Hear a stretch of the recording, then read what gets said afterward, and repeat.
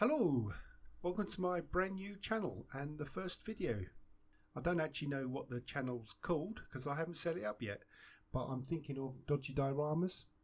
Did I actually call it that? Who knows?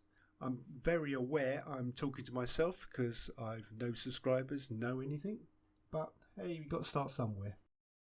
What I'm trying to do here is mark out the overall size of the diorama. I intend putting the whole thing in a box, and I want that box to be quite compact.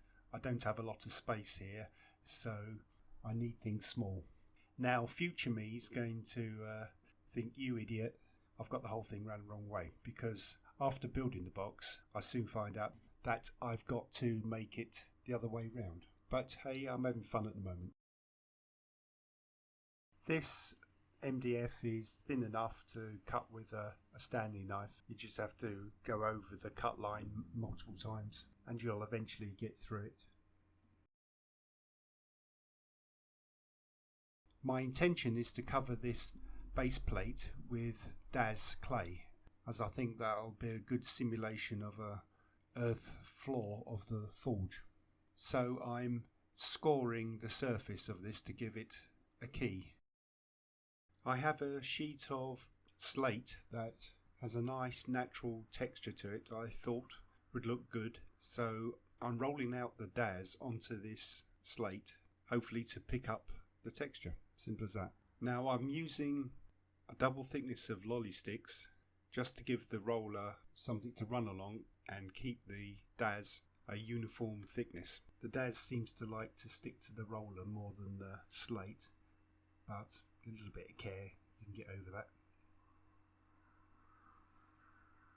Now I've got what I think is the right amount of clay rolled out.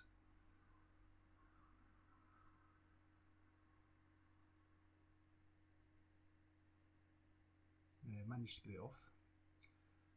I'm going to just offer it up to the piece of MDF I'm going to put it on, make sure I do have enough, and that looks right. So I'm going to cover the MDF in PVA glue. Would have been a good idea to take the cap off and gently pat it down.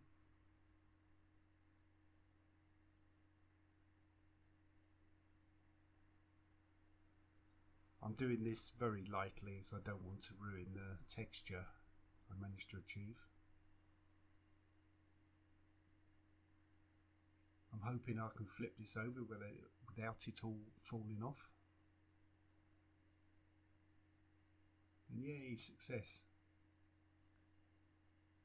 Now it's just a simple matter of trimming the excess.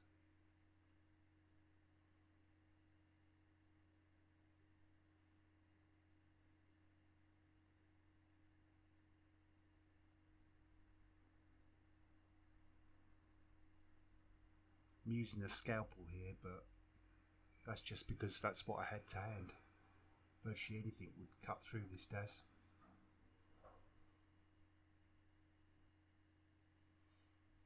Now there is a danger with putting DAS on one side of a piece of wood like this, and that's when DAS dries, it tightens up, and I do end up with quite a curve to the base, although wetting the back of the MDF and putting a large weight on it did actually cure it. I've left it overnight to dry, plus another day to get rid of the warping. I think if I did it this way again, I would put some DAS on the underside as well to even out the forces. But after this, I'm on to working out and building the box that the whole thing is going to sit in. I want to put the whole thing in a box because of protecting it from dust and things like that. But I'll skip over this section very quickly because the box is rubbish, as I've said before. I thought I was going to make the opening on the small side, but it just didn't work out when I came to planning where all the models go. But hey, I'll make all the mistakes so you don't have to.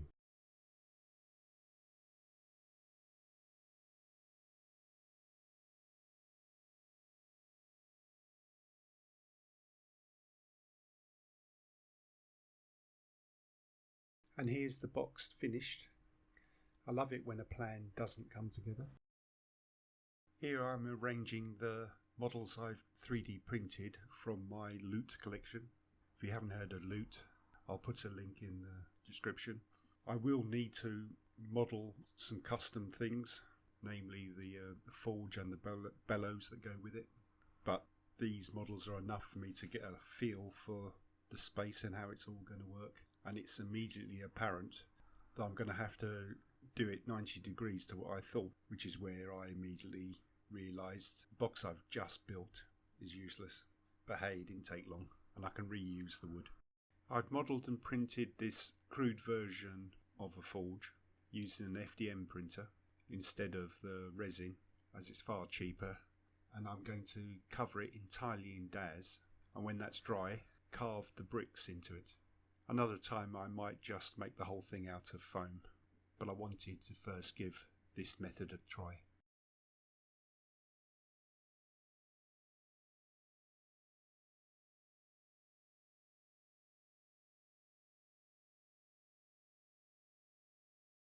I'm very happy for the DAS to go on in quite lumpy, as I want to make this forge look very crude and roughly built. I've left the forge to dry thoroughly overnight, and now I'm planning out where all the bricks will go. I don't want the bricks to be totally uniform in size, as I think the people back then would have used whatever lumps come to hand, but with the irregular shapes they still try to make it cohesive. And I am looking at photographs of a reconstructed forge from the medieval times while I'm doing it. After I've got everything mapped out, I'm using my little mini craft drill with some sort of router-like bit on the end. The mini craft drill is a cheaper version of a Dremel, and I quite like it as it's a lot smaller. Doesn't have the power, but for tasks like this, it's perfectly fine. After carving all the mortar lines into the forge, I'm now going over the whole thing with a coarse sandpaper. This rounds off all the edges, plus scores some texture into the stones.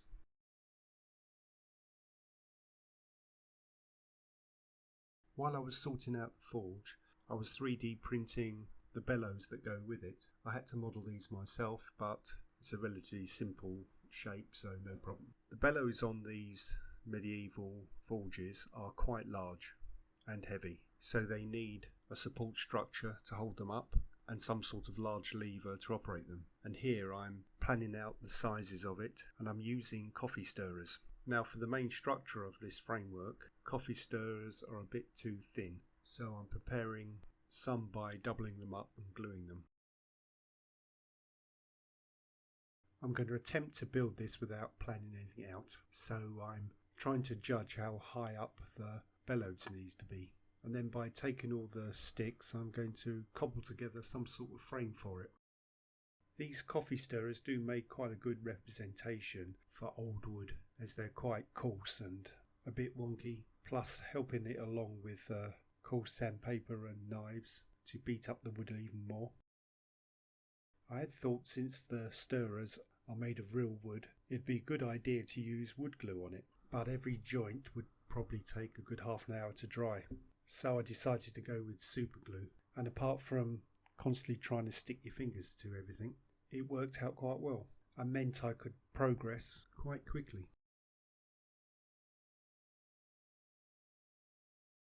I'm going to put some brass wire through the frame and through the bellows, so here I'm just marking its position. I'm using a drill bit in a pin vise for making the holes. You can be much more delicate, although the wood in the coffee stirrers is pretty hard and it takes a little bit of doing to get through. No such problems through the resin though, went through that like butter.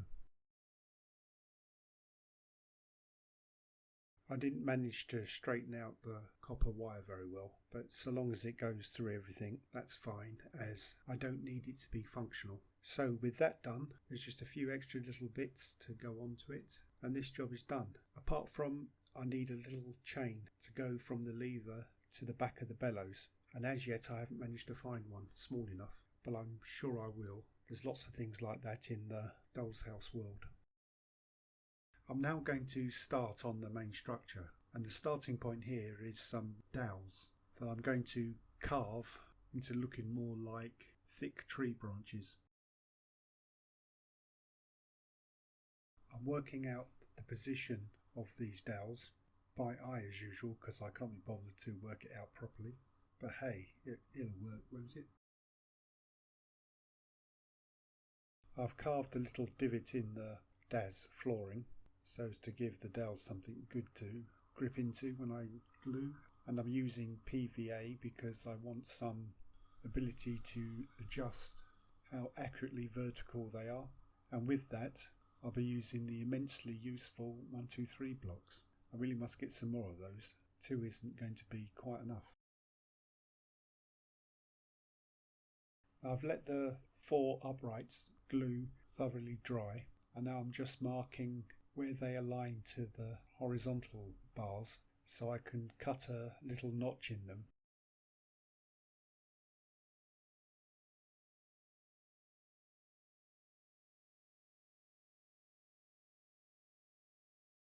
That seemed to work quite well. Anybody would think I knew what I was doing. The plan is to clad the side walls in coffee stirrers, which should look like slats in a shed. Probably use the same thing for the ceiling, but I do plan to make a brick wall for the back. I think the forge, which is right at the back of the building, would need to be up against a brick wall, or you're likely to burn the place down. I'm going to leave the front open, as I think a forge in the medieval times would be open to elements at the front. And I've been cutting these stirrers, and they're going to need cutting to size, plus the round ends taken off. I've been cutting them with a Stanley knife or a scalpel, and the wood is very hard and it's quite difficult to get through it.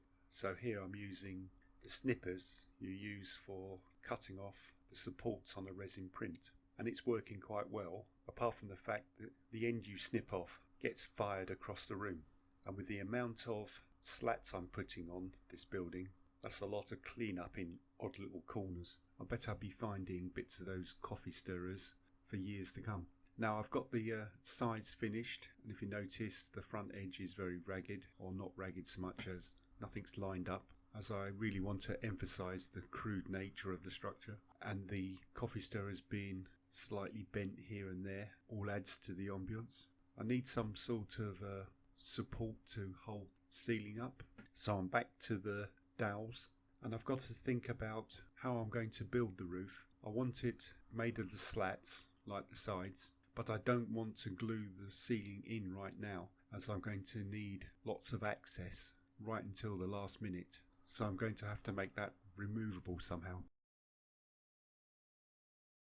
The plan is to lay the planks gently across the top and then glue in some cross braces to attach it all together. Hopefully I'll then be able to lift the thing off as often as I like. The cross braces will be largely hidden, so I don't have to make it look too pretty. I've got the slightly shorter coffee stirrers. I have seen some that are longer, which would have been handy, but you got to work with what you got.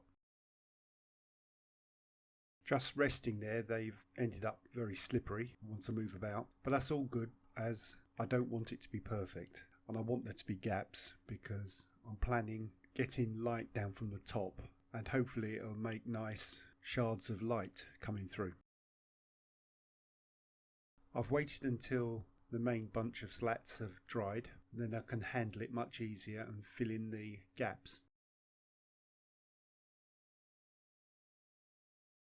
I'm thinking of adding a little weapons rack and a retaining bar, so I'm using a barrel that's going to go in the corner as a height gauge.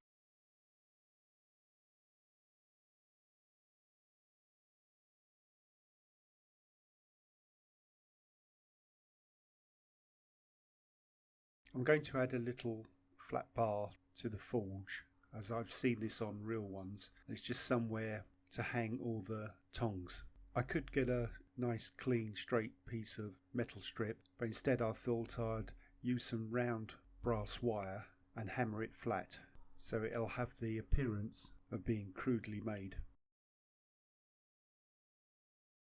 Here I'm 3D printing some weapons I've modelled up, some battle axes and hammers, plus a cauldron I thought would look nice hanging from the ceiling somewhere. If you remember, when I made the forge, I used Daz to carve the bricks, but since doing that I've watched lots of YouTube videos on using foam to do the same job, so I thought the back wall was the perfect opportunity to give it a go. Here I've just done a quick marking out in white coloured pencil of where I want the bricks to go, and then using the scalpel I'm cutting into the foam around all the bricks. While I'm cutting the vertical lines, I'm being very careful not to cut into the long horizontal. I'm now opening up the mortar line with the end of a wooden skewer, and when I've gone over all the lines I go a bit further and I've got this sculpting tool with a metal ball on the end, and this opens up the mortar line even more and rounds off the edge of the bricks as well to make them look a little bit more old and worn. Final task is to bash the whole lot with a little lumpy stone, and this transfers a very realistic stone texture. Due to my extreme forethought, I had forgotten the roof slopes, which meant there's a gap above the brick wall. I could have retro cut the top of the wall to the same angle and maybe glued another row at the ground level, but instead I decided to build a little wooden structure above the wall that looks like it holds the roof up a bit. And in the end I actually quite like this, better than just having the wall go right to the top. Now all the main structures are built, it's time to cover everything in 3 coats of diluted PVA. This protects the Daz, makes it waterproof, and gives the phone a protective coating also. It's now time to prepare everything for paint, and that involves using my very janky rattle can spinner and spray everything in black primer. I chose black primer as I think it'll make a good base to most of the textures here.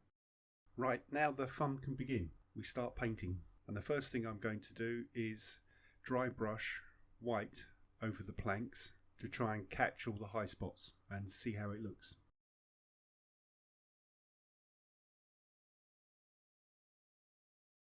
After the dry brushing, I've decided to put some washes over the whole thing to add some colour interest, and I've started with a brown, and I'm just going to let it drip everywhere and generally stain everything. Not all over, just in specific places to build up a kind of variation, because every plank looking the same would look unnatural.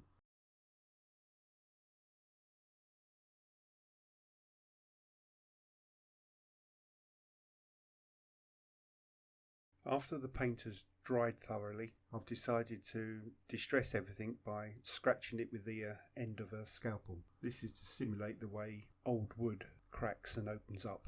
The approach I'm taking with the stone is to paint them all individually, different colours. All the colours will still be earthy, stone-like colours, but I need to make it look quite garish, as the later process will cover 90% of it up, so it really needs to be bright and bold at this stage. A short wait for the paint to dry, and the next process is to cover everything in tile grout, and the idea here is to mostly push it into the deep mortar cracks I made with the scalpel and sculpting tool.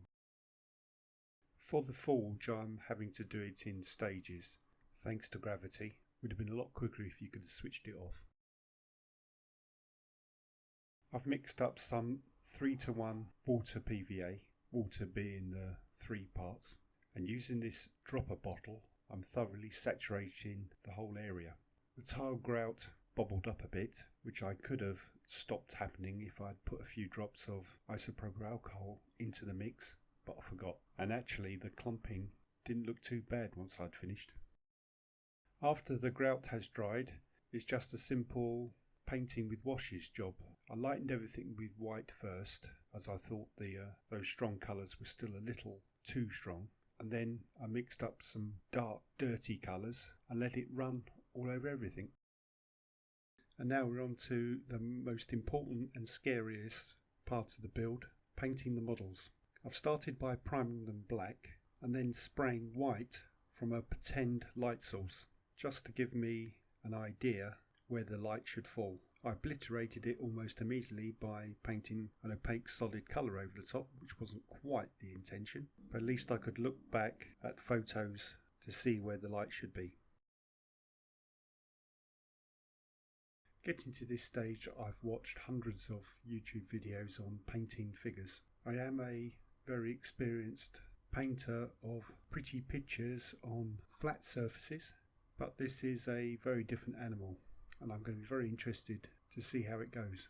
The first thing I'm going to do is cover all the main areas in a flat mid-tone colour and build from there.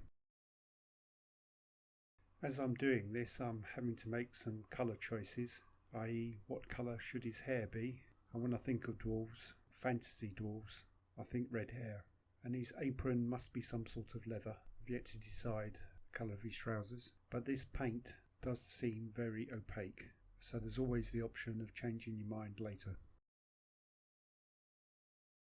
For the highlights, I'm choosing a lighter, warmer version of the mid-tone and using lots of little tiny strokes. I'm painting them in. First a wider area and then slowly reducing the area with lighter and lighter paint so as to get a sort of simulation of a graduation. It was a hard decision whether to go super smooth with the graduations or keep it more painterly, and in the end I decided to go more painterly, largely due to the fact I'm very new to this type of painting, and a super smooth graduation with just brushes is quite an advanced, difficult thing to do. I do have airbrush, but I didn't want to use that. While I was rambling on there, you may have noticed I used a dark wash and let it run into the crevices to bring out the detail before carrying on with where I was. I'm choosing to use a relatively large brush, but one with a long, superfine tip. This is mainly because the larger brush will hold more paint and allow you to complete longer strokes in one go. If you go for the really tiny brushes, somewhere I do have a 10-0, you can only get enough paint on it to go a few millimetres.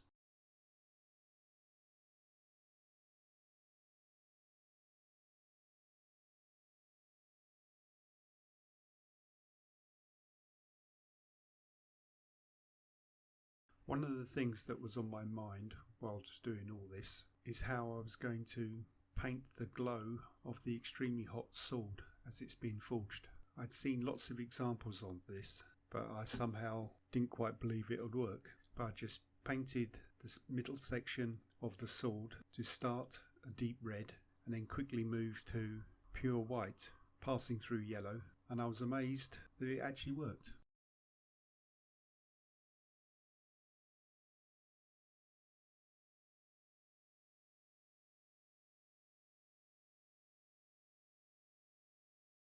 I'm now calling the dwarf and his anvil painted. Just like in traditional painting, it's hard to know when you've finished, as you could always add something, often to its detriment, but here I've decided it's enough. Now the two are in separate parts with his hand attached to the sword, so they need attaching. I could just glue them and be done with it, and since it's never going to be handled, probably be enough. But just to be sure, I'm drilling a hole down both ends, inserting a brass wire and then gluing it. The brass wire giving it lots of additional strength.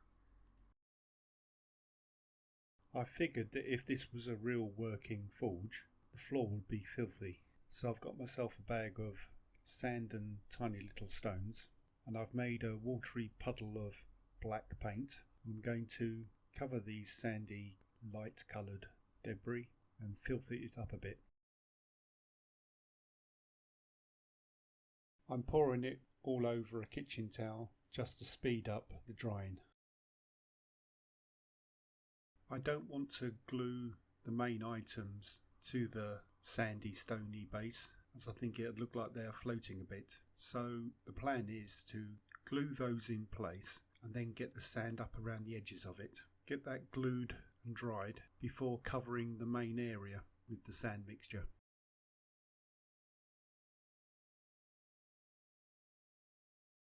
This is just about the most satisfying part of putting the diorama together, the assembling of all the millions of parts. And I particularly wanted to cram as much stuff in there as possible. There's nothing that aids realism more than clutter. So all these weapons, tools, whatever they are, I basically painted them in exactly the same way as I did the dwarf, so I didn't see much point in showing the painting, otherwise the video would have been hours long and you've all probably got seriously bored already. I started with the idea of just putting the objects that are on the ground because I've still got the floor to do, but I got carried away. I wanted to see everything in place and it didn't interfere with the floor, so that was fine. I thought it particularly important to cram as many weapons in as possible.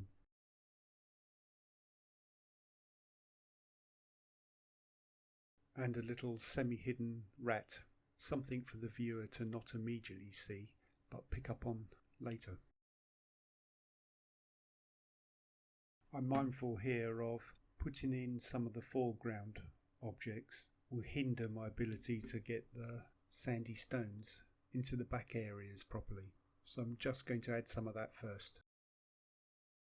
And now the main hero figures, the foreground objects.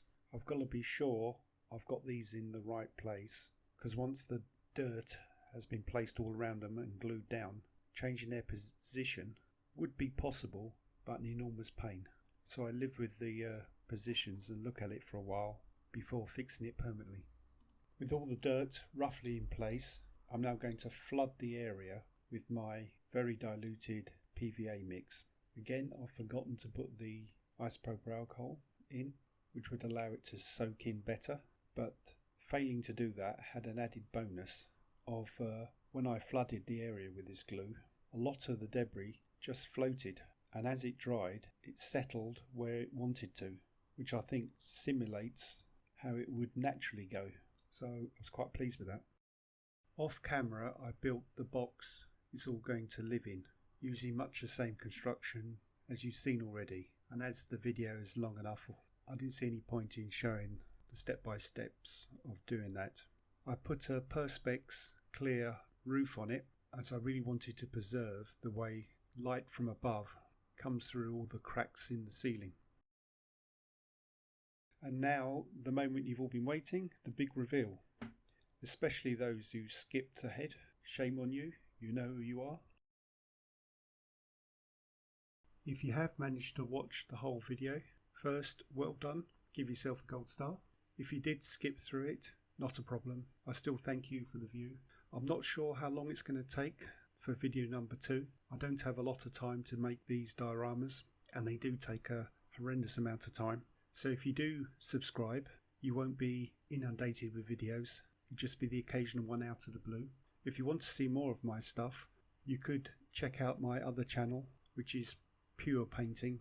The link will be in the description, and I'd greatly appreciate that, as that channel is dying a slow, lingering death. I do hope you enjoyed it, and I'd love to see you on the next video. Thank you. Goodbye.